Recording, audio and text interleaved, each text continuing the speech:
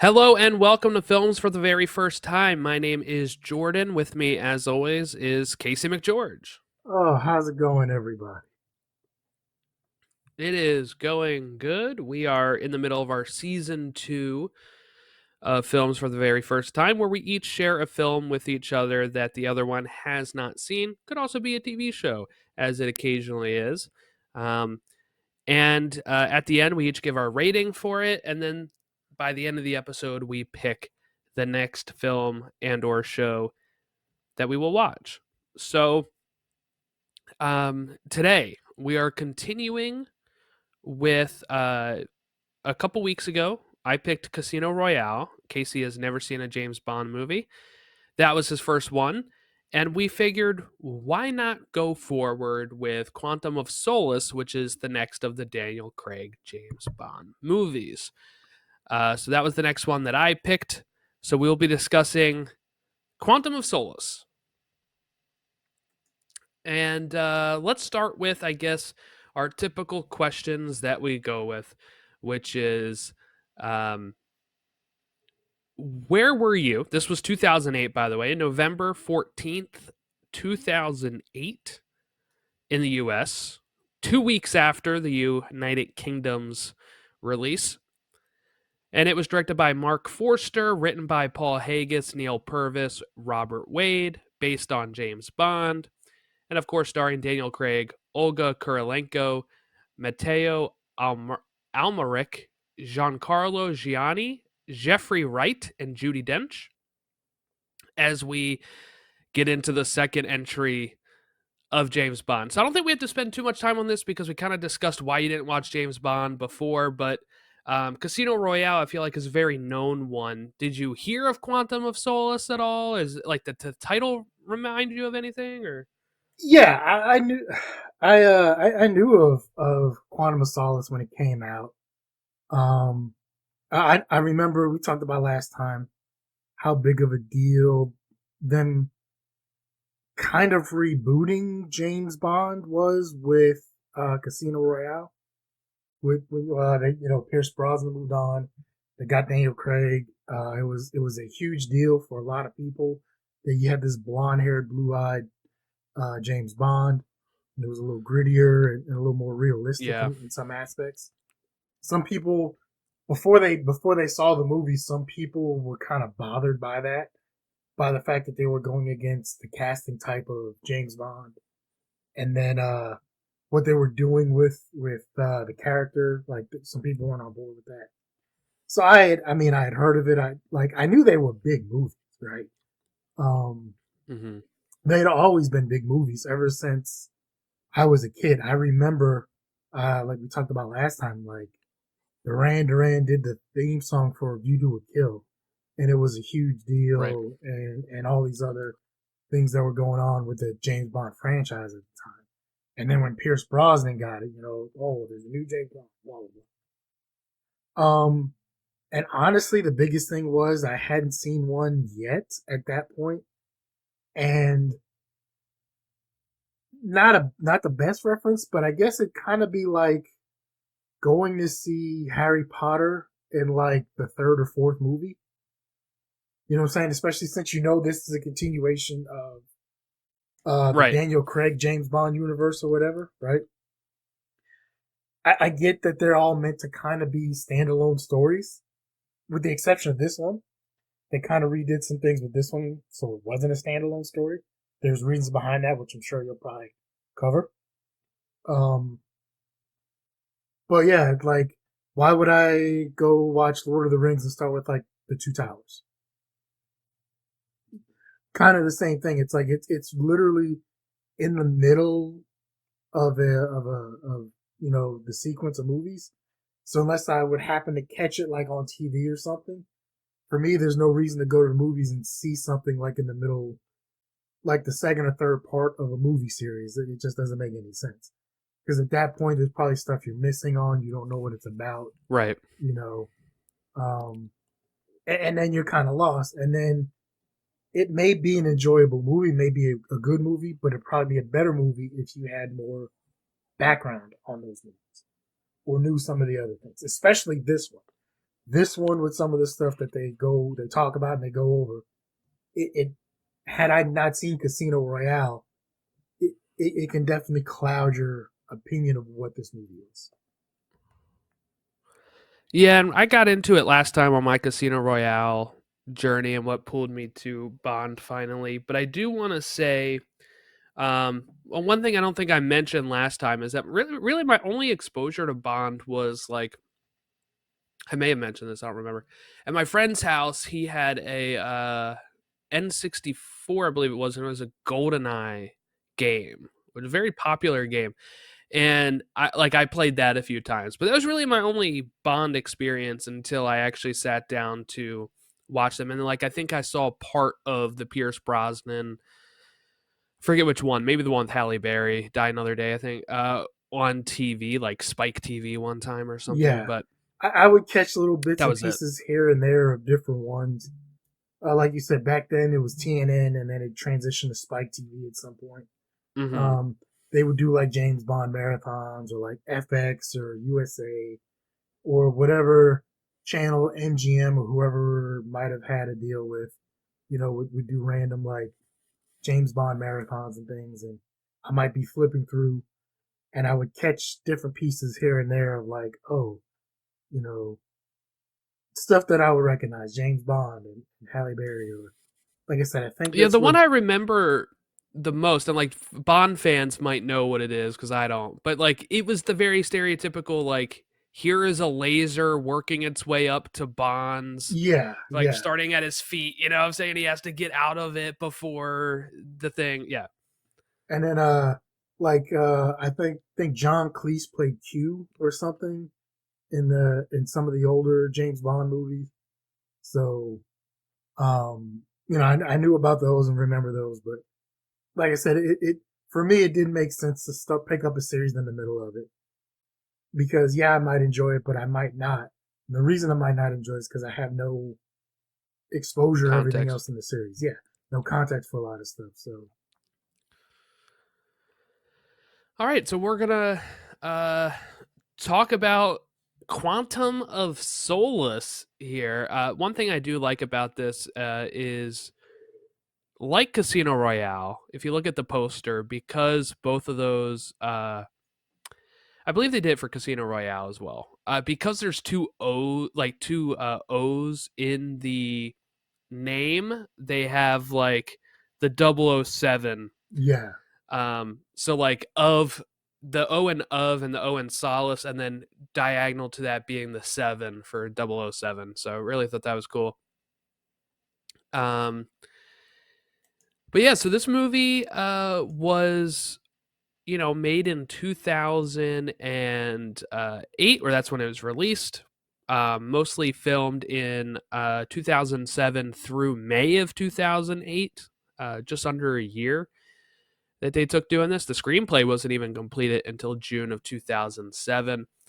Um, they originally had a director, Roger Michel, who was supposed to direct it, but then because of delays with the screenplay, they left, and then Marc Forster came in to direct.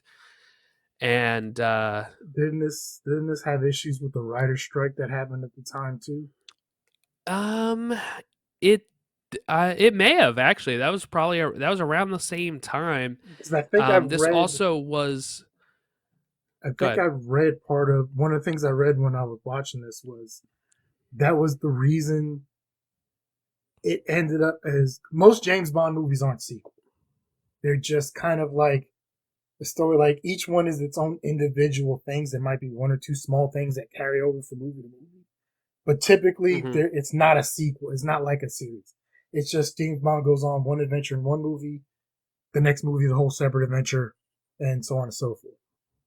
One of the reasons I read they continued with this one is more sequelish, if that is a word, is because of the writer strikes. So Daniel Craig and possibly the director had to help step in towards the end of it, or had to step in to do some things because the writers weren't allowed to work on the movie because of the strikes that happened. Um, Mm. and then there were, like you said, there were some issues. It was and this was all off IMDb, so it could be horribly wrong or inaccurate because I think just about anybody can make those edits on there. Well, one of the writers, Haggis, said that he completed his script 2 hours before the strike went into effect. Um, and it doesn't state too much about like why it was. Also, the title was just decided a few days before it was announced, which is also a short story in one of Ian Fleming's anthology stories, which is, except for the title, is totally unrelated to the short story. But what I think here is because I think most likely is I do see a part where Craig mentioned in 2011 that they had a bare bones of a script, and then there was the writer's strike, and there was nothing we could do. We couldn't employ a writer to finish it. I say to myself, never again, but who knows? There was me trying to rewrite scenes, and a writer I am not. yeah, He said that he and Forster were the ones allowed to do it. The rules were that you couldn't employ anyone as a writer, but the actor and director could work on scenes together. We were stuffed. We got away with it, but only just. It was never to be meant to be much of a sequel, so here you go. But it ended up being a sequel, starting where the last one finished. Um, and one thing I'll kind of say about this is I don't know if that decision was made because of the writer's strike, it sounds like, but I would say going forward, if we continue watching these start to kind of like, I wouldn't say always be like a direct sequel. Like we don't pick up like, I don't yeah. think like this again. You know how like this is right after Casino Royale where he introduced himself to Mr. White and said Bond, James Bond. That was the climax of the movie, like the very end of it. Credits. And then this picks up with him having Mr. White in the trunk. So this is like directly after. Um, but going forward, there is more ties to all of these, I would say it feels very much like a continuation of the Daniel Craig story in each one because they continue to bring up like Vesper and these other characters that he continues to run into. I will say,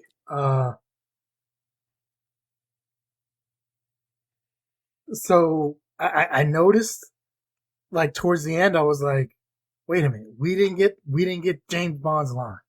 We didn't get either of James Bond's lines in this movie. There's no talk about a martini, and there was no James Bond, and that hurt my heart because that's like the one thing. We did get the martini, didn't we? No, he never says anything about a martini shaken or stirred. They He do. doesn't, but the guy, the bartender does, right? It's not the same. On the plane. It's not the same. But also, like the biggest thing is we didn't get James Bond, right? And to me, I think that's a travesty. Like that should be a war crime, right? We need to take them back to the Hague for that. But that could It's have like been when a Star remedied. Wars movie doesn't have I have a bad feeling about this in it. I think something that could have been remedied with that is they could have taken, especially to let it be known that this was a direct sequel. Like this is literally right after that.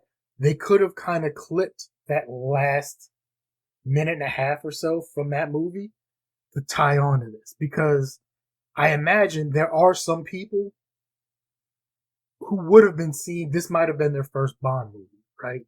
This might they didn't get they didn't want to see Casino Royale, they didn't get a chance to, whatever the case may be. Maybe you're dating somebody, you're now married to somebody, group of friends wants to go, and this is the movie that's decided upon. So for some people, they are going to jump in, and this is going to be their first experience with the Bond franchise. At least they may not have to give the entire story, but they could have at least given that last minute or two from the previous movie to cut like to put right into this one. And I think that could have been a better transition to tie the movies together and for at least other people to understand. And then for people like me who just wanted to hear Bond, James Bond. Like, I'm a simple creature, and I know that's a stupid complaint. Like, I'm not gonna say it's not, but Yeah, so we pick up while he is in Siena, Italy with Mr. White in the trunk of his car and people chasing him, right? And we have like this whole action sequence here with the cars. Car chase here, and then Bond obviously outmaneuvers them, and that's when we get the reveal that Mr. White is in the trunk, and Bond is delivering him to M, who is going to interrogate White about the organization Quantum. So that's where you're getting reference to the title there as well. Um, and Mr. White here says that he has operatives everywhere, and that's where we get one of M's bodyguards, Craig Mitchell, shooting somebody, another guard, and attacking M. And, we have this whole next chase. It was all really quick here. Bond then has to chase Mitchell and ends up killing him, which is not what M wanted, right? She makes like this. I love her, like, Dame Judi Dench is really great in these movies, I think, but we also see like I love her like relationship with Bond and like some of the uh banter they write for them, but like, she's obviously serious where she's talking about like, hey, when somebody says they have people everywhere, like we want to be able to ask them about that and not just kill them. And this is kind of like the recurring theme I think we get throughout these first two movies, where this Bond is still very much a kill rookie everybody. Yeah, who is a blunt instrument who just goes in and is brutal, just is going to kill people. And it felt very reminiscent to when he shot up the consulate, like in the in Casino Casino Royale. Royale, and Yeah, then has to, yeah. So that was um great. What'd you think of this double cross here by the bodyguard? did not see that coming. Um, Especially for and every high level agency like that, the CIA, your MI6 is going to have the KGB or whatever the current equivalent of the KGB in Russia is, right? Every agency like that is going to have their moles and spies that are going to try and infiltrate these other agencies. Um, I listened to a podcast and one of them just talked about that one right now about a guy who was feeding the KGB stuff for about 10 years in the 80s and 90s. Um, so yeah, you think it, and I'm pretty sure all of these agencies knows it's probably happening in their organization, but they think they're good, or each little cell in their agency thinks that they're good and it's not going to happen to them. So I did not see that happening at all, but it was a pleasant surprise. I'll also say uh, they definitely do know how to make some action scenes in these Bond movies. Yeah. They and especially this one. This was, you said, was '08. Casino Royale Yeah. was '05, Oh six. '06. They still hold up pretty well. Here we are 20 years later, just about, from Casino Royale. Um, 15, 17 years later from Quantum of Solace. And the action scenes still look really good and hold up well. I watched it on Blu-ray. I said it before. I bought the box set last year on a sale on Prime Day. Um, so part of that is the disc, obviously. Blu-ray still looks good, but just in general, the scenes still are choreographed great. The action sequences are done really well, so they definitely know how to get you hooked in. And the the title intros there are still. I didn't. This one wasn't as good to me as the Casino Royale one. Maybe just because I enjoy cards more and I'm Mm. a poker player. and especially since then, I started playing Balatro. So just a heads up on that. It's free if you have Apple Arcade Plus. You can buy it on all your little Oh. platforms. It's a great game. Don't try it because you will get hooked. Because I've heard people Hashtag talk. not an ad. No, it is not. I'm not getting anything for this. But I listen to a ton of podcasts, including a bunch of gaming ones from IGN. And it was up for a lot of Game of the Year awards, and a lot of people were talking about how good that game was. And I saw it on Hmm. Apple Arcade, and I was like, I'll try it. It's free. Worst case scenario, I can just delete it from my phone. And I bought it on another platform as well. It's that good. So be careful. If you try that, you might get hooked. What is it? Like a card game? It's a roguelike card game where you basically you're not trying to get the top poker hand all the time. You're trying to get your best scoring poker hand. And you get these different Oh, okay. jokers that you can add that help uh that help whatever you do and give you more money. And you every 3 or 4, I think every 3 hands, it's kind of like a mini boss, and they Hmm. do some different things that nerf you. Whether it's so you have all your poker hands, and you get different things to level up those poker hands. So they all start off at level 1, you move them up to like level 2, 3, 4, blah blah blah, which give you more Huh. points because each hand you have to kind of get more points to move on to the next one. But some of them have different things. Maybe you'll get one where it says all spades, don't score any points, all diamonds, or you only get half the points for this hand, or you have to get double the amount of points. It's weird, but you get special cards and stuff that can add to your points and things. And it's a great game when you have a couple of spare minutes. You're going to be traveling, so either your phone or I don't know if you have a Switch. It's on Switch. Yeah, I Something you can do. download real quick. Um, I had some extra Microsoft points, so it was like $10, and I bought it for my Series X, so I could just play that on my Series X 5 or 10 minutes at a time. Good to go. Um, Huh. Um.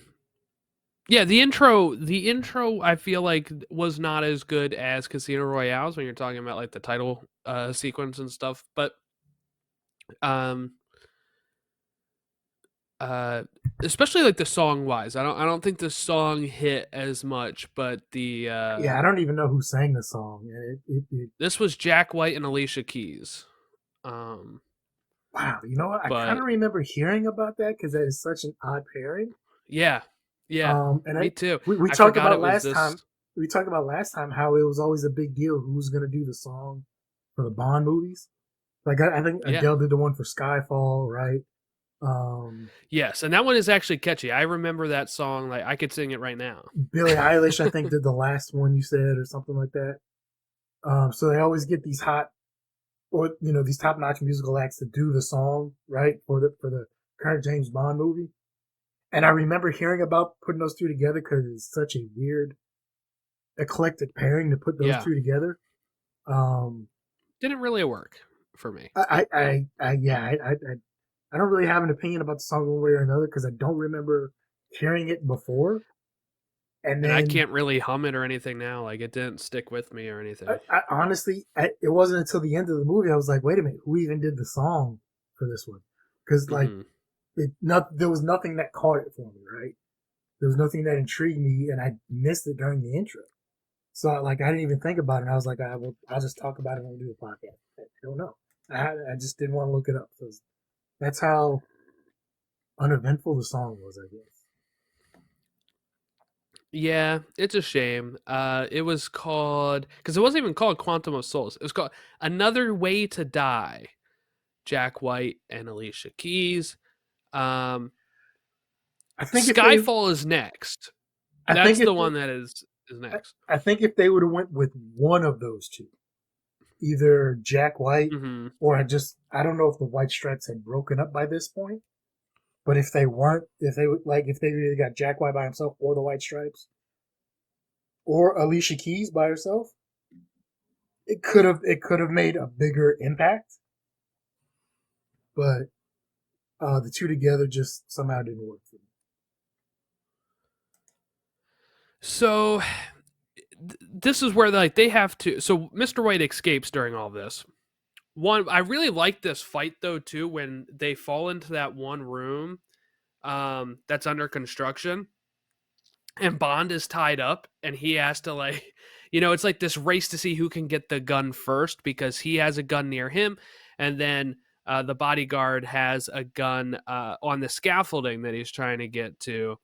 And I just thought that was a really cool scene that you finally get Bond picking it up and being able to stop and turn and shoot. During this, Mr. White escapes, and then we kind of go to them searching Craig Mitchell's flat in London, and that's where Bond and M discover that he had a contact named Edmund Slate in Haiti. So he's going to go to Haiti next. But one thing that kind of stuck out to me too here is this, how deep this is kind of bothering M a bit, right? Because she's saying that I forget how many years she said, but Mitchell had been her bodyguard for years. Yeah, One of her bodyguards for years. I don't remember if she said like 10 years, but it was a a significant amount of while. time. Yeah. And it's like, was he always crooked or is it like he got, Did he just come paid into off? financial? Like, Yeah, did he just come into right. financial distress now, and he needed the money, and that's why he did it, or has this been going on for so long? And that's kind of one of those things where, when one of these agencies finds out they have a mole and they discover it, it takes them a while, and they have to start going back because unless it's a huge process, unless it's a huge mission or something that goes awry, if someone's been working for one of these agencies for a long time, you can have these little pieces here and there that they've messed up that you can always think of, well, maybe this just didn't go right for this reason, or maybe if we could have did this better, or if we would have had this plan instead. And you can have these little things that add up where it's like, okay, hey, sometimes these missions just don't go the way they're supposed to. But then once you see that, okay, we have a mole in our midst and you take a step back, now you can look back and think, oh my God, like, how long has this person been, feeding information for? How long, how many missions has this guy messed up or something? Yeah, and Mr. White kind of gets into this too, right? He's like laughing when they have him. He's like, we kept worrying about MI6 like finding us or listening in on us and all this stuff. And you guys don't even know we exist. And he's like laughing about it. And that's when he says they have people everywhere. And that's really, I think, the haunting thing too is, the bad guys have thought this whole time that maybe MI6 is on their tail here, and M and Bond are just now finding out about Quantum, right? And these people are laughing in their face at like, you guys don't even know we like existed until right now. Like this is insane, and like kind of laughing in their face about it and how deep this can go. Um, which of course sets up a whole nother don't trust anybody, right? As we Yeah. go into uh his adventures of going to Haiti, which is where um he goes into uh he goes into like a hotel, right? And is acting like he is Mr. Slate and gets told that the suitcase is what, like up front or whatever, right? And that they have it for him. And he is like, oh yeah, I'll take that now, right? Like I'll take it now. And then he goes outside, and this is where we get introduced to Well, this is after he kills Mr. Slate in his Camille. hotel room. Oh yeah, true. Yeah, he kills Mr. Slate They and have a then decent goes little down and fight. poses Yeah. as Mr. Slate. Yeah, They have a decent little fight in there's a his lot of hotel room. fighting right in the beginning I of think I this saw movie. that. I think I read this might have one of the higher body counts in a Bond movie. That it was up there for a I'd Bond believe it, movie. especially at the end. Like I would believe it. But yeah, so he poses as Mr. Slate after killing him, and he goes outside, and this is where we're introduced to Camille, who pulls up and um, tells him to get into the car. which he does. I just love Daniel Craig's portrayal of this as well, where he just kind of like looks around and is like almost shrugs, like, "Sure, why why not get in the car here? Let's figure out where this goes." And it is a weapon in there, and it was meant for Slate to kill Camille, um, at the behest of her lover. As Wikipedia phrases it here, environmentalist entrepreneur Dominic Green, who's going to be the big villain of this movie. So Dominic Green is the villain that we are going to be focusing on in this movie here. He's helping a Bolivian general who had murdered Camille's family, and he's helping him to overthrow the government and become the new president. And that is the ultimate goal for the general, right? That is everything that the general is aiming for. He wants the power for becoming president. We will later learn what Green's endpoint is once he helps install, the Bolivian general as the new president, and then immediately hikes up the water pricings, right? Because that's what Dominic Green is. He is an entrepreneur. He's a businessman, and that is kind of what his role in this is. So we gotta get to this moment where Bond follows Camille after he gets out of her car. He's going to follow her to well, also I liked when he just knocked the guy off the motorcycle moped thing and starts following. But he follows her to like this, what would you say, like a harbor, Yeah, docks, some instead sort of of the dock. docks, the Yeah. harbor, something like that. Yeah. And he goes and sees that Camille and Green and the general, he sees all this stuff going on, and he is going to help rescue Camille, though she is of course trying to assassinate the general, because the general is the one that killed her family. So then we have a boat race, like a boat chase. Again, like this movie is only an hour and like 46 Yeah, minutes not long, not long. and it Moves at a is decent clip. nonstop. Remember what I said when we did Face Off? I talked about how I wanted to drive a speedboat. Yeah, that kind of came Yes, back yeah. after this. Oh yeah, this is a really good chase here. I just love I love boat scenes, I think, is the thing. You don't get a lot of water chases in most stuff, I would say. And I think that's kind of the allure of something like Mission Impossible or um, the Bond movies, is that those things are like almost global spanning films where they'll Yeah, like go to a country and then you can be like, oh, here's a boat race, or here's a, here's them fighting on a skyscraper that's being built, right, like in Casino Royale. Here's Tom Cruise jumping or climbing up onto the a plane. jumping off a plane or climbing up the Burj Khalifa, who's actually Yes, legitimately climbing up the Burj Khalifa or jumping off a plane or deciding to right. jump into the Paris Olympics on his own. Like,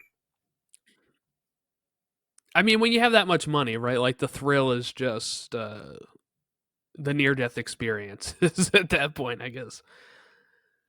Um, so he is going to rescue Camille on the boat as well here. She gets knocked out during this fight, and we have Bond carrying her out there. I just love like everybody else getting off these other boats, and then he's just walking with them, like carrying Camille here. this white dude carrying, a foreign lady in the middle of Haiti like Yeah, that, and nobody's paying attention. They're just like, whatever. A very distinct normal white dude Wednesday. with blonde hair and blue eyes. So it's not like he can't be picked. It's not like Yeah, anybody's not gonna remember him in the middle of Haiti, right? right. But he's Bond is going to go ahead and follow the. He's able to follow Dominic Green to an airfield where he is able to finally make contact with M and relay. At that point, he only has green, right? And that he's like a businessman. And then they're able to kind of run it through the system and figure out like the most hits that they get is Dominic Green. They send him a picture. Yeah, and there's like several hundred Dominic Greens that they have listed out there. Yeah. But then they figure it out. They figure it out and send him a picture. And nowadays, I think 2008, this is pretty high tech. We're like, oh man, he got the picture really quick and all this stuff. But nowadays, that would be pretty standard. Okay, I'm glad you brought this up. Can we talk about the technology that they have in this movie? I love the thing that they're like doing in MI6. Yeah, the inside of MI6, the walls that have like all this stuff on them, and then the desks that they have, and we see later there's ones with like dollar bills that they have tracking chips and they can show everywhere it went. Yes, and like all the technology they have that's built into this like desk and walls and cupboards, and it's probably not cupboards, but you never know. And I'm just like, Jesus, like, now, some of that is actually kind of coming true where they do have some stuff like that now. It's kind of maybe a pipe dream in 2008, or it's something like that could have spurred on people to actually maybe create it. You never know.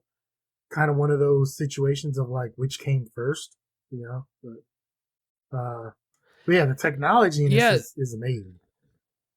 And it's kind of like, I would say, the first step into the classic Bond stuff. You know, like, not that I've seen the older Bond movies, but we know what they're about. They're, you know, they have like the higher tech, the gadgets, all that kind of stuff. Casino Royale really took a step away from that. And that's one of the reasons some people do not like it, in the sense of the hardcore Bond fans who want like the camp, want the tech, want the gadget. There was no Q. There was no him going into right. Like you've seen Van Helsing, right? The Hugh Jackman movie. Oh, I have not. No. Okay. Keep that in mind. We'll jot that down. Yeah. they have something very similar where it's at some point he works for this organization. They go through the organization and he has this dude with him, and then it, like, you know, with that Q would play, and he goes through all these things and he's showing them, oh, this is this, and this is how this works, and this does this. Okay. So, and kind of like in Austin Powers, when we watched that, where he went and he was like, oh, this is, you know, this is this, and this is, oh, this is just a toothbrush and toothpaste, and, you know, stuff like that. But like, yeah, like, I obviously I haven't seen the other two yet, so I don't know if they kind of moved towards that a little more in the later two films or three, whatever it is. Three films now. Because the last three, yeah. But yeah, that's definitely something they were missing from the earlier one. Like I said, I hadn't seen any Bond films, but I knew of that whole thing of, oh, these are, cufflinks. Well, these aren't just cufflinks. You can shoot them and they contain a poison dart. Right. And a camera pen and all this other stuff. If I remember correctly, I would say we get more and more into those like tech gadget stuff as we go.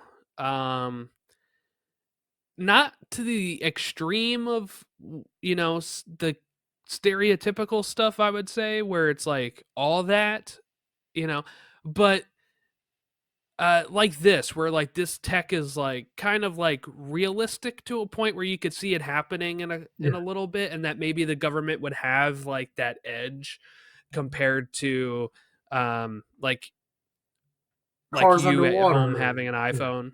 Yeah. So I would say this is like another step, because like really Casino Royale really only had like the defibrillator, right? Like that was it. It was like, and like the defibrillator in the car, and we didn't even know about that until they had some of the same screen type stuff where they had like the walls set up or their screens where they could see and stuff going on. They had kind of like live feeds, which you're wondering like how can they see it, but it was nothing like this. Well, like I said, it was a whole different. The technology, which is funny because this takes place. This takes place like right after, and they just got their updated screens and stuff. I wouldn't even say it was updated. Maybe it just wasn't necessary at the time. True. Yeah, maybe not. Um. So then we get so we get them following to the airfield. He's able to call in the plane, like the number on the tail Yeah, of the plane, and she's able to then M is able to get him charted onto a plane that's going to, go to the same spot, which is yeah, Austria. But before she makes the move on Dominic Green, she wants to make sure that the CIA doesn't have anything out for this, and we get Felix Leiter back again, Jeffrey Wright. Um, I think he's only in 3 of these 5, so we get 2 of them right off the bat here.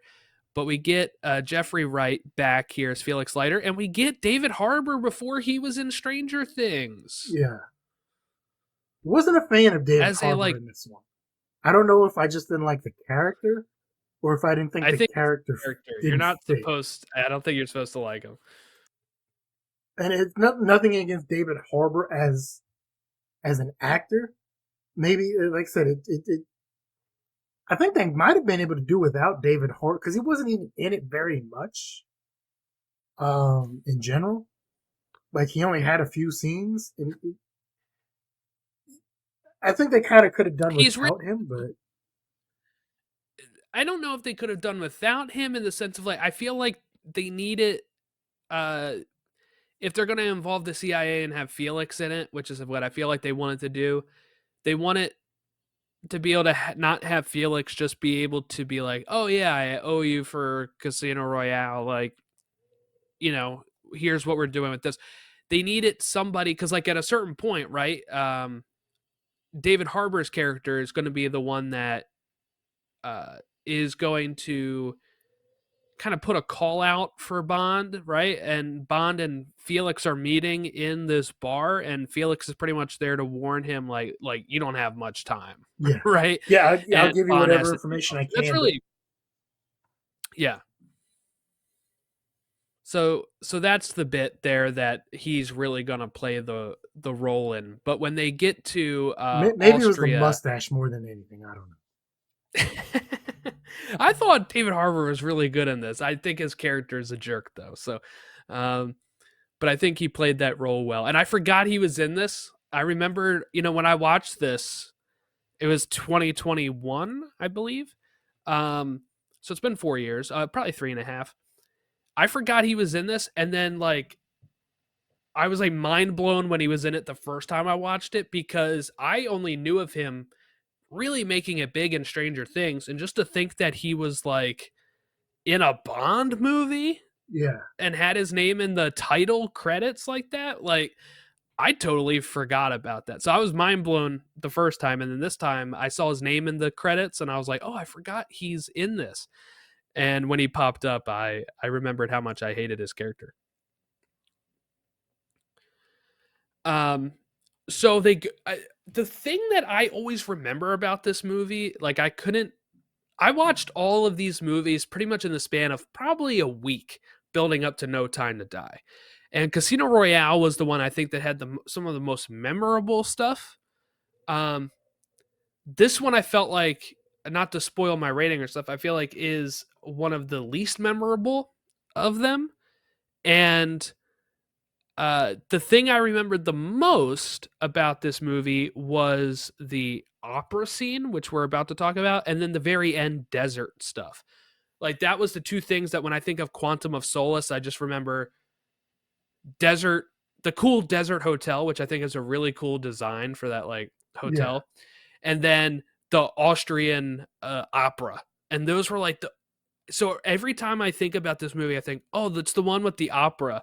And then this opera doesn't even play that big of a role in it, but for some reason was the most memorable thing I remembered about the movie. But he sneaks in to go to this opera, and he's acting as one of the what is that, like servants, waiters.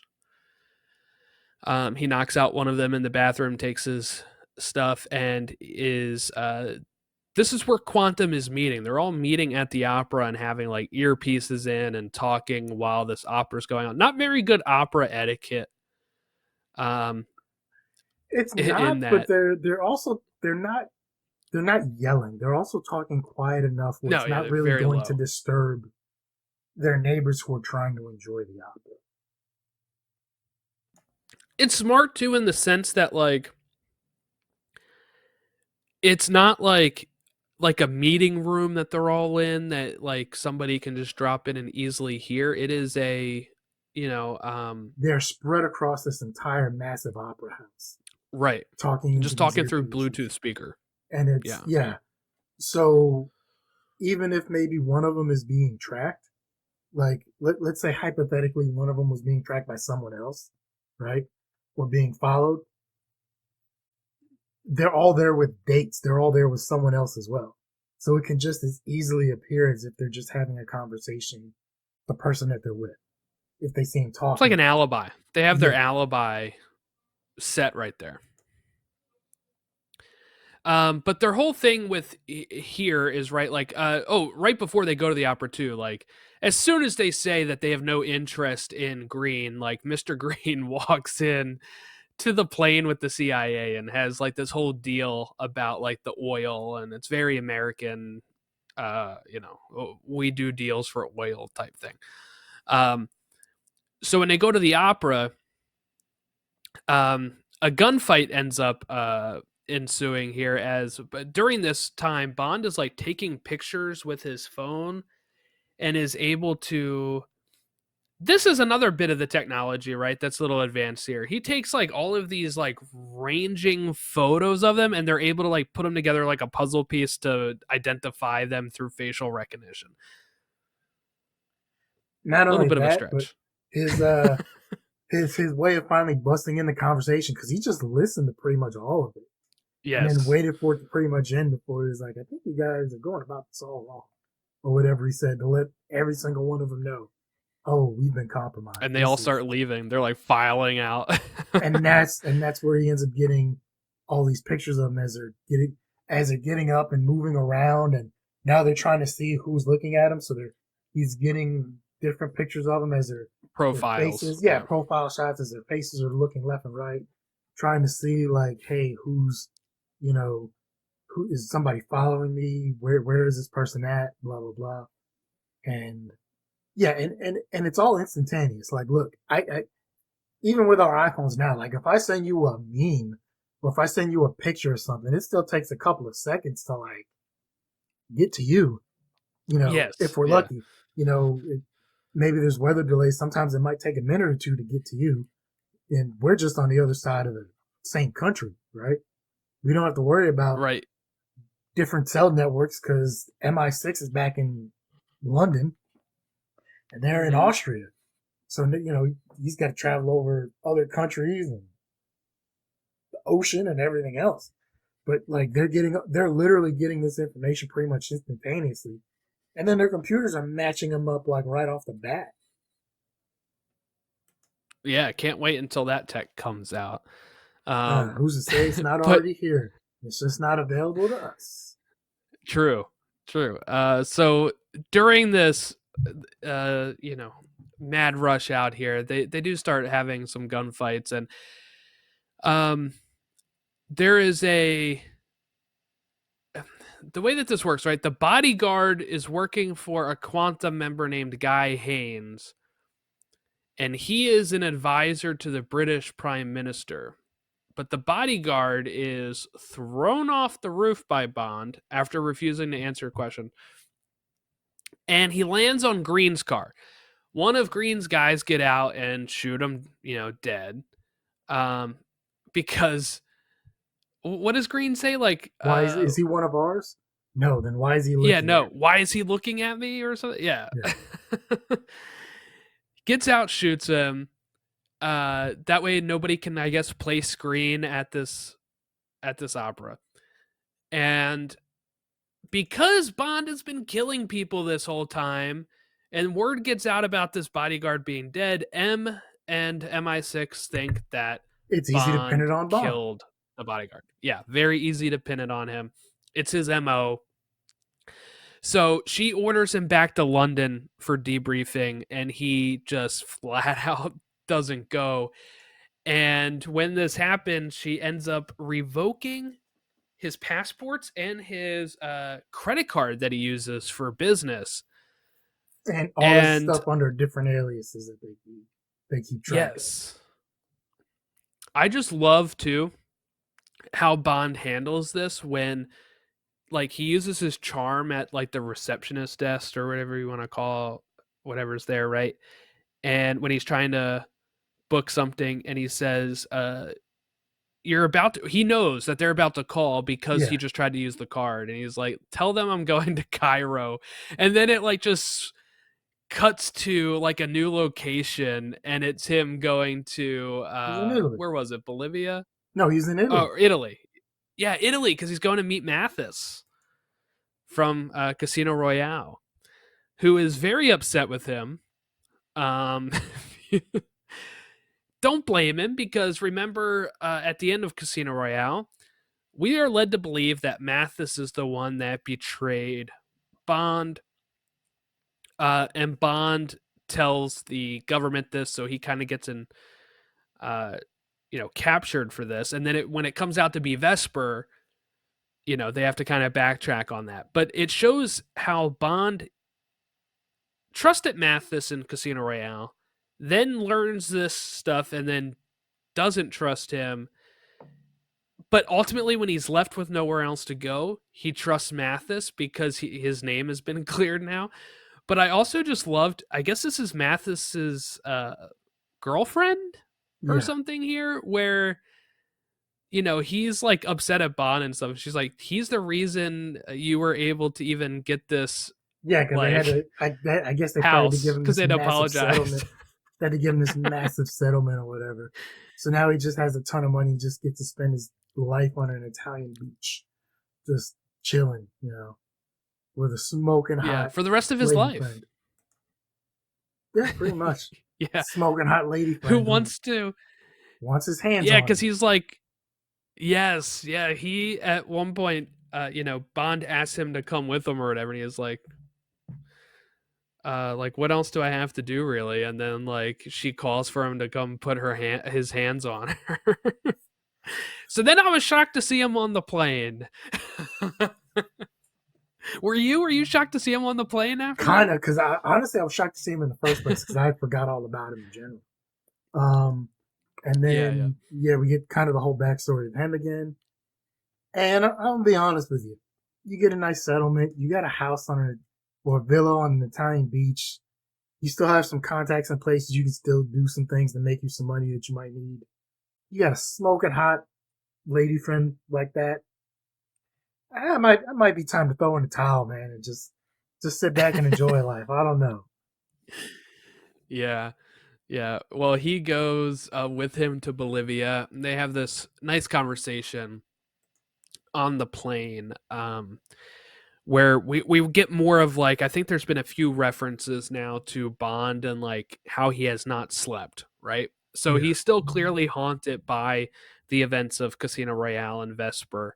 And he's acting like he's not. Like there was a part where M was talking about Vesper earlier, and he's like pretty much like F her, right? Like whatever. And Mathis brings her up here again and pretty much says like she died, for you, and chose you to live. And but we get this is where we get the martini reference. He does ask him what he's drinking. He does not know. He just asked the bartender, and he does say shaken, not stirred. Yeah. There, but yeah, Bond doesn't say it.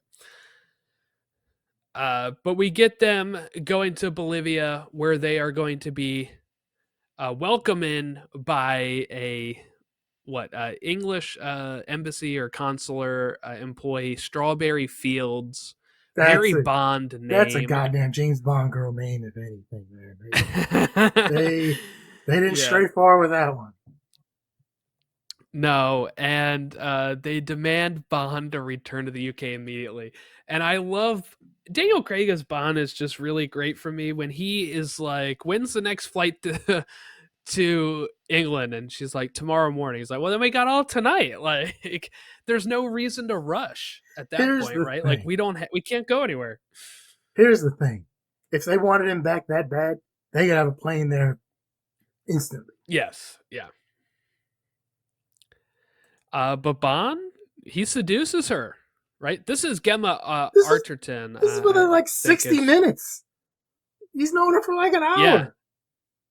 Oh yeah, and she mentions like something about like I hate myself. When I wake up in the bed, she's like upset she fell for this. Within like an hour, he's got her in bed. It's like, jeez. Yeah, it's the Bond charm, right? He knows what he's doing. They go to a fundraising party, which is going to be held by Dominic Green. At the party here, Bond runs back into Camille and rescues her. As they are leaving, they are pulled over, and there was a tip off that there was somebody in the car's trunk, and it is Mathis unconscious here.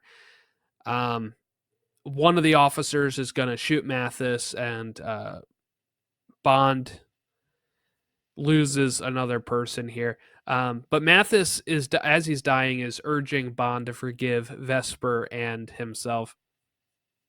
I forgot Mathis died, and I was kind of upset that he died again in this because I really like his character. But I thought maybe he had another movie. I forget which one he died in, and I was like, It would have damn. been nice to have him kind of like as that Obi-Wan type character, like Bond could go back to when he gets in trouble, or he needs some advice, or he's kicked out of MI6 Yeah, again, because that probably happens every movie, or whatever it is. Like it seemingly does. that Yeah. one person he could run to like get some advice. Like that would be nice if he would have stayed around. But it wasn't meant to be, I guess. Nope. So they go to like right after this or the next day, Bond and Camille are going by plane um, to look at Quantum's land deal that they're making here. But their plane is damaged and hit by Bolivian fighter plane, and they skydive and land into a sinkhole, which is I guess bad luck or good luck. They seemingly think they're not going to get out of this, but then they do I'd say probably good luck because they gave him get out extra of it time to pull the parachute cord. and more cover. Yeah. Yeah, that's and more cover to hide. I would think too. I feel like they would go look at the plane wreckage or whatever and be like, "Oh no, they're if people are looking for them." Um, but Quantum has been, messing with Bolivia's fresh water and creating a monopoly with this. This is part of the deal that Green is doing when he is going to install the General Medrano as the president here. He immediately, once he like makes it official, he immediately slides him this like deal, right? Like and Contract for his Madrano's like, company to this take over is the water rights or something. Yeah. 60% rate increase, I think he said, or it was a huge rate increase. And then Dominic Green is like, well, we have like 60% of your water here, and the whole reason that you can even become president pretty much is because the last guy didn't find this terms agreeable. So I can find somebody that will find this Yeah. agreeable, Like or I, you like I sign. just I just did all this to get you in power. You don't think I can do this again? Like Right. Which is a good point. Madrano signs. Um, he's very upset. He's about to take it out onto a nice, lovely receptionist waitress who's trying to work at the hotel here, and he starts yeah. going back to hotel room and is seemingly going to force himself on her, and is stopped when some action starts going down. But I forgot how dark that was. Yeah, Um, was not I so I had a bad feeling when he told her to go take the beer to his room or to his suite. And then yeah, this is one of those things. Remember how when we did the Buffy episode, we talked about how the one episode Joss Whedon did, he didn't have any background music. talked about how like that Yeah, gives you the yeah. sense of like it tells you how to feel. It gives you a sense of dread. It pushes the story forward. It lets you know what's happening and what's gonna happen. And then some of the music started up, and I was like, oh no, this is not good. Yeah, I kind of forgot about this as well, and I thought he was like gonna try to like I thought maybe because he was the president, he was just gonna be able to like woo her because of that, and that's why he wanted. And maybe that was his original intention, but then when this deal kind of happens, he's like taking it out on her, Yeah. because he starts getting really upset and like slamming her down on the bed. And then remember something we forgot to talk about was Bond and what's her name? Camille, Camille talked about she'd been waiting her whole life to get that moment with the general yes, when she explains what happened. The general came, killed the father, then basically raped her mother and her sister. yeah, She watched and then burned the house down. And, you know, she had waited 15, 20 years, whatever it was, for that moment to get a chance to be next to the general so she'd kill him. And Bond took that away from her. Like her one chance of revenge, she didn't think she was going to get again. mm-hmm. We also forgot to mention that, unfortunately, Miss Strawberry Fields did make it. She Dies. Yeah, and then she gets covered in oil and like oil shoved down her throat or something. Yeah, because M comes in and is able to, shows Bond this and drives home the fact again. We kind of talked about it with Vesper a bit. Vesper in the last one was a money person. I forget what her position was, right? Like she was part of like somebody that would She sign worked in the off on accounting the office or something like money. that. Yeah, yeah, Yeah, she was she was the one to make sure Bond like you take care of the money while Bond was doing the poker game. right. And this was another one who But basically wasn't a field agent, just worked in the office. And this is the second woman he's gotten killed after he slept with him because they were out there trying to take care of him. now, of course, the difference between Strawberry and Vesper is that Vesper actually was like a double agent that worked to try to, that did double cross him. But like again, that was because of extenuating circumstances. She was trying to get back her boyfriend and who was captured and all this stuff.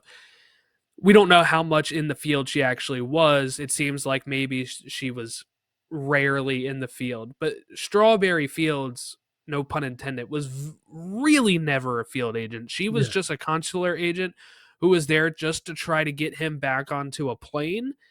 And M pretty much like what admonishes him for this, yeah. right? Like, Is do they even like, mean anything to you? yeah, she, like, why'd you do this to her? Pretty much. I was shocked the first time I saw it. I did not think they were going to kill Strawberry Fields like that. She is drowned in oil. Like, she's not even recognizable. Yeah, Um, Terrible. But this is where, Bond is going to meet with Felix here. This is where, before CIA arrives and stuff, they're able to get some information enough where he's able to go. And this is where they go to the hotel, and this is, I don't know much about like this location here, but I assume it was built for for the this, movie. because yeah, because it looks rad. Just like how it's in the ground, like in the ground like that. I thought that was really cool.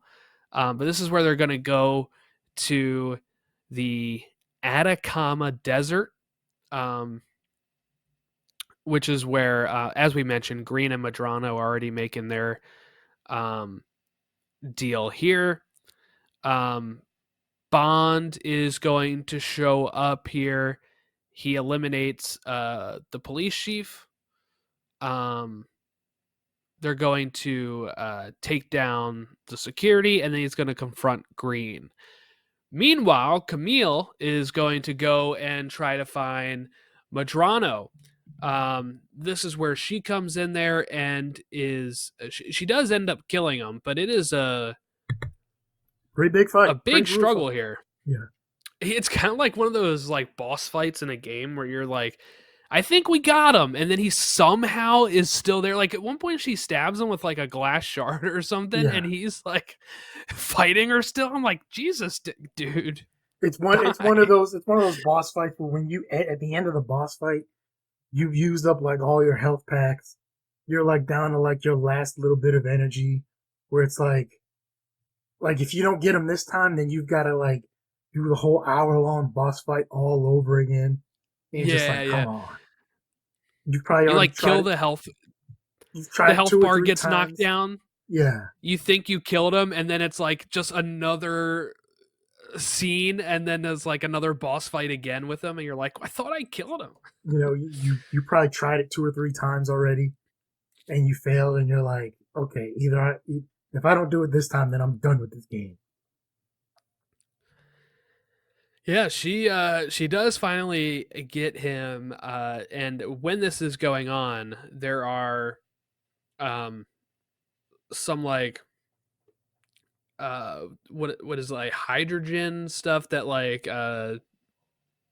there's a fire that starts, right, and then there is flammable stuff that causes it to be even worse. And during all of this, Bond and Green are having their like Their own boss talking fight. stuff, and he is going to best Green as well, but then he um realizes he needs to go help Camille, right? And he is going to go help her, and they think they're going to die here until he decides to shoot like the hydrogen cells or whatever that ends up blowing up the wall. Um, at first, he doesn't see this. She does not want to die like this because it is really traumatic triggering of an event with the house being burnt down Yeah. with her family, right? So she's like, not like this. Like, please, not like this. And she's pretty much directing him to put her out of her misery right now. And he's about to until he recognizes, like, oh, maybe we can still get out of this. And, um, he shoots the tanks, it blows out a hole, and they're able to get out of there. Um, Dominic, since he left him, Dominic is injured, but he is still trying to get to somewhere here in the desert. And Bond drives up to him, and I love this part too, where he hands him like the oil. Yeah, he drives them way out in the middle of the desert. Like Yes, way out in the drops him middle of off nowhere. more and says, "What? I think you can get a couple miles until you decide He to says start I'll give you drinking that." about 20 miles before you'll have to drink that. Plus, not only that, he Yeah, says which not only is that, but engine oil. whatever partners he has knows that like Mm-hmm. he's a liability now. Same thing with what's his Yeah. name from the last movie, where Bond actually doesn't have to kill the bad guy because the Yes. people he's Yeah. partnered up with know that that guy is a liability now, so they have to get rid of him. So basically, there's no place he can go. So he knows his time is pretty much limited at this point. And we find out later his time was extremely limited. Yeah. Bond and Camille, uh, say goodbye, and they kiss. Even here, that's another Bond Okay, but moment. was that really a consensual kiss? I don't know. Like that one bothered me a little bit because it seemed like he just kind of grabbed her and just laid one on her. I was like, 70s Bond still wasn't okay, but that's Maybe, right? probably more acceptable.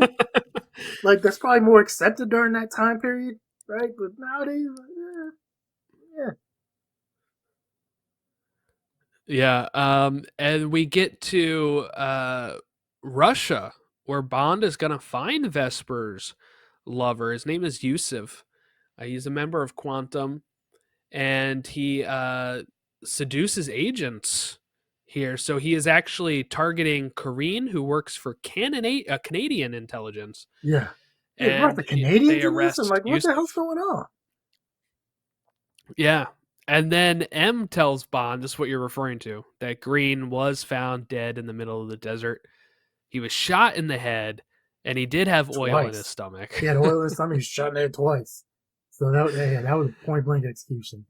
And surprisingly, Bond didn't kill what's her name's boyfriend. Yes. He did let him Yeah. live, which you can kind of understand why if he decided to go the other way. Like, but you kind of Starting to evolve. He's starting to evolve here because he even admits to M that she was right about Vesper, which is, something that he, as we saw at the beginning of the movie, was not willing to do still. He was still very much like F her. yeah. But, with what happened with Mathis and all of this stuff, he has taken Mathis' words to forgive her. And there we get the scene where she tells Bond she needs him back, and he's like, "I never left," right? And Also, real quick, when the hell did Bond learn how does he know how to pilot a plane like that? Like, look, I don't know. James They all Bond. know that stuff. Look, James Bond is a fantastic. I will. He's a secret agent for British intelligence, right? He's good at hand to hand combat, okay, and he knows how to use different weapons. I'll give him that. And with Daniel Craig, he's blonde hair and blue eyes. He can seduce a woman within an hour. Cool, I'll give him that, right? Now we got to give him he knows how to fly a plane. Like, come on, dude. What do the rest of us normal guys have to like stand? Like, we got nothing to stand up against something like this. Come on, man. Yeah, I don't know. I guess it's part of the training. They need to know how to fly. I don't know. But that was Quantum of Solace as we set up for if we are going to continue these, the next one would be Skyfall. If we get there, And that's let's the go through first. some stats I was before gonna say we. that's the first one where we finally get Blofeld back, right? With that's the one where they finally I managed believe to so. whatever rights things that were going on with Blofeld and whatever organization he belongs to, they were finally able to get him back to get that whole thing back under one umbrella. I believe so. Um, if not, it was the one after that. But um, it's the next one is the introduction of Q. Okay. In it. So we will definitely be doing this at some point because I want to be able to finally Finally go mark through off Q. character that starts with a Q. Okay. Okay, so we have some updates here for the stats. Another this is still our 16th franchise that has not changed.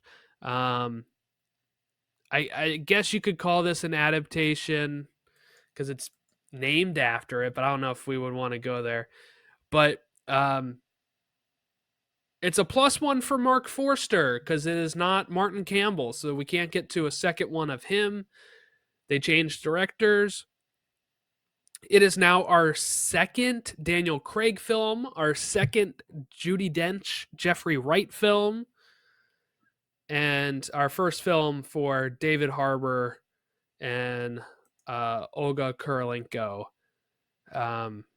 First ones with them, but that's it. Not too many stats to add here. I guess we could add another another C character for Camille. But that's it. I'm not going to count somebody like Strawberry Fields or that. James Bond, we already added to a J. So, all right, that's all the stats. So, let's go to ratings here. Let me pull up the ratings again here. I think this one is one of the lowest when it comes to the new Bond films. IMDb has it at 6.5 out of 10. Um, let me go over to the Rotten Tomatoes. I think they usually have most of those stats on there. 63% on the tomato meter, 58% on the audience score, which is called the popcorn meter. The what am I missing then? Metacritic. Probably somewhere around the same. Probably 60, Yeah, it 65 for the is critics. 65% on Metacritic.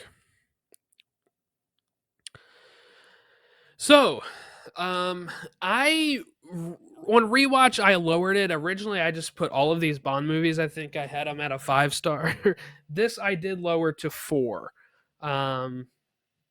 which maybe it lowers again on another rewatch. But I think the first, I think it flies by. I think the pace is good. I think they fit a lot into its runtime, but I don't think it's as memorable as some of the other movies. So I do kind of dock it for that. But but yeah, so that's my. I'll say 4 out of 5. What's your rating here for Quantum of Solace? All right, so this is my second Bond film. Still enjoyable. Doesn't quite measure up to Casino Royale. Start there. I would like to have seen if this wouldn't have been affected by the writer's strike, what would have happened. Because, as you said earlier, Daniel Craig said he's not a writer. The director's probably not a writer, right? So they're making do with what they had and what they had to do in order to probably have everything ready so that when the strike was over, like they could immediately get into work, right? So I can't knock them for that. But I wonder what if they would have had actual writers work on the script more, what could have been with the story. The one thing I'll say, the story was a bit, I don't want to say confusing. It was pretty convoluted. So I wonder if it would have continued more sequelish if actual writers had been involved, or if that was just mainly to do with the fact that Daniel Craig and the director kind of had to work on it, so they figured the easiest way would be to continue on from the last stage. Or if they would have, I can't imagine this movie without the connections to the first one. Like I feel like the story would be even weaker without them. well, I mean, I understand some connections, but like I said previously, all of the Bond stories were like their own separate, Right. individual thing.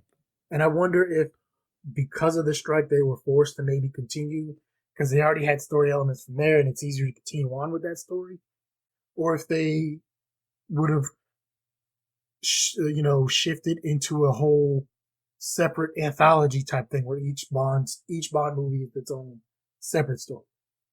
Like I said, I think the story is just really very convoluted. There's a lot going on there, and I'll be honest, I think I dozed off for like 5 or 10 minutes, partially somewhere during the movie, and that didn't help me.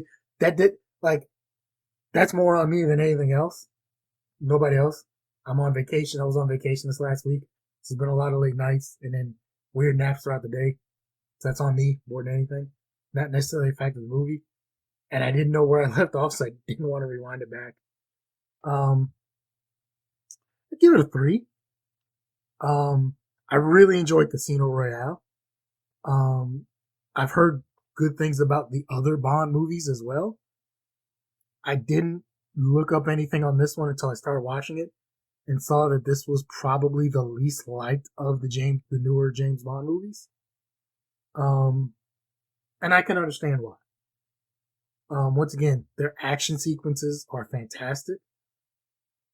Their storytelling is good in a lot of aspects. Daniel Craig is great.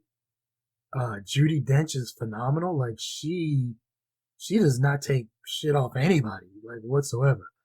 And actually to see her humbled a little bit going into that office at one point where she was kind of trying to save Bond was a little striking because it's not something you would expect to see from that character.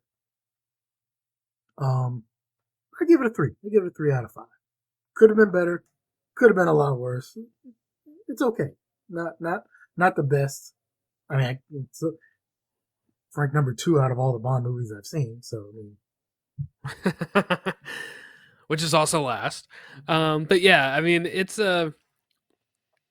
not as look when you're ranking stuff.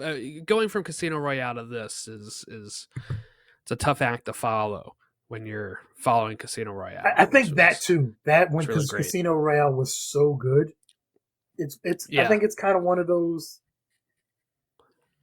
People have their different thoughts. Like say Iron Man. The original Iron Man was so good. Mm-hmm.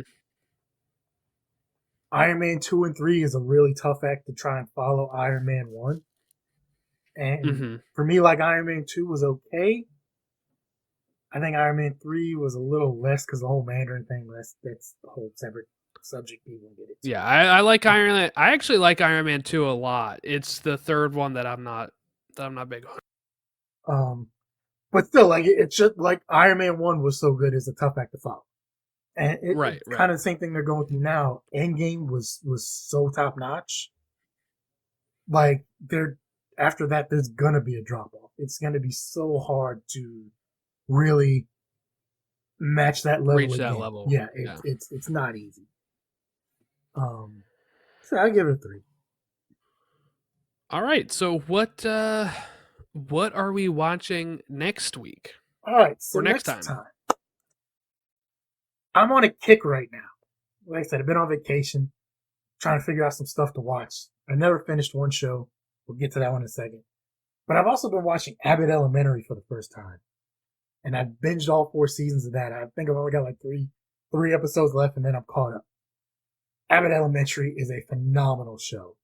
Like, I don't understand why it received all the praise it has gotten over the last few years. It is great. And I love the characters, and I love the show. So, caught up with that. But before I started Abbott Elementary, I got into a kick because I had finished the show. It is one of my favorite all-time shows. It has a theme song that is highly recognizable. We're going to watch 3 episodes of The X-Files. I'm a weird dude in general, right? I do believe aliens exist out there. I believe our government's holding secrets. But I'm not a huge conspiracy theorist. I think there are some things that they're not telling with us and they're holding secrets about, right? And when this came on in the early 90s, so this came on like my sophomore year of high school, right? It's a weird, awkward time for a lot of kids in general, right? There's a lot going on there. And I was an 80s baby, so I grew up watching Unsolved Mysteries on Wednesday nights with Robert Stack. Oh, I love Unsolved Mysteries. And that voice of his, and that theme song that they had, and his trench coat. And Unsolved Mysteries would have all these different things, like all these murders and bank robberies and stuff, right? But they would also have cryptids on there. And they would also talk about alien conspiracies and different things. Because these are technically unsolved mysteries. One I'll never forget, the first time I'd ever heard of Flight 19, the whole Bermuda Triangle. I learned about that from Unsolved Mysteries in the late 80s, early 90s. Then a guy by the name of Chris Carter comes along with the show called The X-Files. And it originally came on Friday nights. I wasn't the most popular kid in school, so my freshman, sophomore year, my Friday nights weren't really filled with a lot of going out, various things. Been there. And I found this show, and there was aliens and cryptids involved. So on Friday nights, this was perfect for me, man. And I was big into the X-Files. And then after the first episode, I fell in love. A young lady by the name of Gillian Anderson. She had red hair, and I've had a thing for redheads ever since. But she plays an actress. She plays a part by the name of Dana Scully. But she also has had a huge impact because they have what's called the Scully effect, where a lot of women have gone into certain aspects because of her work on the X-Files. Hmm. So The X-Files is basically two people. David Duchovny plays Special Agent Fox Mulder. Gillian Anderson plays Special Agent Dana Scully. They take files that the FBI has that are unexplained, that don't fall into categories of other things, and they investigate these things. So we're going to watch 3 episodes. Now, I've learned a lesson from, I think I've learned a lesson from your episodes of The Office and my Buffy thing earlier. I think we kind of have to watch the pilot, right? Especially this one. You really need to watch the pilot because it gives you a lot more info on the characters. So season 1, episode 1, the pilot. That will cover the basis of who these characters really are, what they're all about. I should have learned that lesson from The Office when I kind of had to ask a ton of questions about who a lot of the people were from The Office with you, but I didn't. And then we had the Buffy thing, and then you were completely lost, and that was on me. So we'll make sure that doesn't happen again. Now, the 3 episodes we're watching, the 2 other ones after the pilot, are considered 3 of the high. They are not considered. They are 3 of the highest rated episodes of the series. And by every list I've looked at, from like Entertainment Weekly, TV Guide, anything that does any sort of list, these are 3 of the best episodes of the entire series. Now, X-Files has 2 separate kinds of episodes. They have what's called the mythology episodes that actually deals with the aliens and the government conspiracies. And spoiler alert, there's like this, the government was trying to make human alien hybrids and this whole global conspiracy and everything that goes along with that, right? Those are the mythology episodes. If you enjoy it and you want to get into those, but you don't want to watch, I think, the 9 or 10 or 11 seasons, you can go online and they can give you a list of like, just, okay, these are the mythology episodes. If you just want to get the gist of what you need to watch for this whole arc that takes place over these seasons, you can watch those. They did a great job with Monster of the Week episodes. So these other 2 are considered Monster of the Week episodes. Season 3, episode 4, Clyde Bruckman's Final Repose. Have you ever seen Everybody Loves Raymond? Yes, yeah. I figured you enjoyed that show. You remember the dad? Yes, Peter Boyle, right? Peter Boyle won the show's first Emmy. This episode won the show's first 2 Emmys. One for Peter Boyle as a guest star, the other for writing. It is ranked as probably the best episode of the series by a lot of different things. I can't even tell you anything about it without spoiling anything.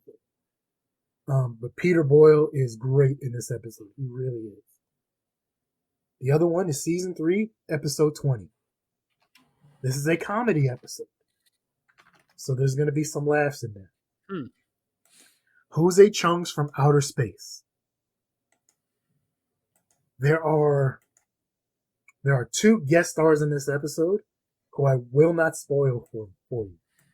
One of whom is so mind-blowing when I'm going to ask you to not look up anything on that particular episode. Okay. When you see when you see who the guest star is in this episode, it gets to that point in the story, and you're like, what the hell? It is one of the most hilarious things I've ever seen in a TV show. Because it comes from so far out of left field. You'll never expect who this person is. Interesting. Like, I could literally give you 1,000 guesses, and you would never guess this person guest stars in an episode of The X-Files and what his role is. It's not Cranston, is it? Because I know he's guest stars in the X-Files. Okay. No. But, okay, while you mentioned that, yes, the X-Files did give us not only Bryan Cranston, it gave us, who's the guy who did Breaking Bad? Vince Gilligan, who created Breaking Bad. Was a writer on this series. This is one of his first things was he was a writer on the series. As a matter of fact, when he pitched Breaking Bad, he showed the network executives the episode that he wrote that Bryan Cranston was in that got them to To cast show that Bryan Cranston Cranston. can play the role. Yeah. Yeah, and that's how we got Breaking Bad, and that's how we got Bryan Cranston in Breaking Bad. This show also gave us, in a different way, the Final Destination series, because Final Destination was initially written to be an episode of the X-Files. Interesting. And then either somehow it wasn't working time-wise or whatever, or they realized they could expand on it, and then they continued, which then gave us the Final Destination series of movies, which we're supposed to get another one this year. And I think that's Tony Todd's last role that he filmed. But these are three of my favorite episodes. These are three great, like I said, by all metrics and accounts, these are three of the highest rated episodes of the series, and rated as three of the best episodes of the series. The X-Files in general is not for everybody, but it is definitely for a generation of us and a group of us who enjoy these things, it is top notch. All right, so that means next time we'll be watching season 1, episode 1, Yes. season 3, episode 4, season 3, episode 20. And as of this recording, those are available on Hulu. So if you have Hulu, Yes. you can watch The X-Files, and you can watch the first ever episode, then season 3, episode 4, season 3, episode 20 for us to watch next time as we come back for films for the very first time. But that's it. That'll wrap us up today. So next time is 3 episodes of The X-Files. I hope everyone has a great rest of their week, and we'll catch you next time.